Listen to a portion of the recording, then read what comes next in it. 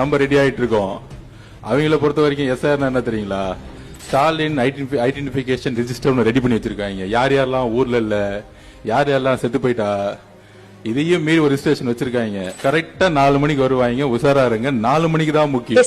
Stalin identification register தான். ஏன்னா 4ல இருந்து 6 மணி வரைக்கும் அல்ல விட்டு போற டைமா, அப்பதான் உஷாரா இருக்கணுமா. யார் யார் வீட்டுல இல்ல, யார் யார் வந்துட்டாங்கன்னு பார்த்து திமுக காரங்க போயிட்டு அந்த டைம்ல ஓட்டு குத்திடுவாங்களாம். எலெக்ஷன் கமிஷனை பத்தி அவர் தான் நினைச்சிட்டு இருக்காரு. எலெக்ஷன் கமிஷன் எப்படி செயல்படும், எலெக்ஷன் கமிஷன் தான் இந்த எஸ்ஐஆரே கொண்டு வந்தாங்கன்ற அவருக்கு தெரியுமா என்னன்னு தெரியல. ஏன்னா எஸ்ஐஆர் அப்படின்றது வந்துட்டு பீகார்ல எவ்வளவு பெரிய இம்பாக்ட கொண்டு வந்துச்சுன்னு அவருக்கு தெரியாம இருக்கலாம். ஆனா நிறைய பேருக்கு தமிழ்நாட்டுல அது தெரிஞ்சிருக்கு. அதுவும் வந்து அதிகமா திமுகவினருக்கு தான் தெரிஞ்சிருக்கும். ஏன்னா அதை எதிர்த்து குரல் கொடுத்த ஒரே கழகம் நம்ம திமுக கழகம் தான்.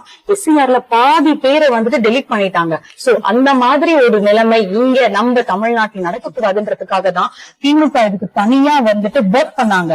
எத்தனை மாவட்ட செயலாளர்கள், எத்தனை வட்ட செயலாளர்கள், அதுக்கு கீழே எவ்வளவு அட்வொகேட்ஸ், அதுக்கு கீழே தொண்டர்கள், எவ்வளவு பேர் இறங்கி கிரவுண்ட் லெவல் ஒர்க் இதுக்காக பண்ணிருக்காங்க. கிரவுண்ட் லெவல் ஒர்க்னாலே திமுக தான், திமுகனாலே கிரவுண்ட் லெவல் ஒர்க் தான். இதுல எங்களுக்காக, அதாவது திமுகக்காக ஒர்க் பண்ணது கிடையாது.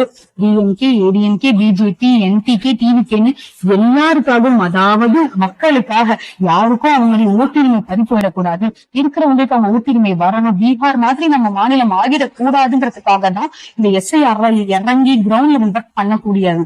ஆனா அதையே வந்துட்டு நீங்க இப்படி சொல்றீங்க தெரிச்சு. நன்றி. நாகரிகமான அரசியல் பழகுது.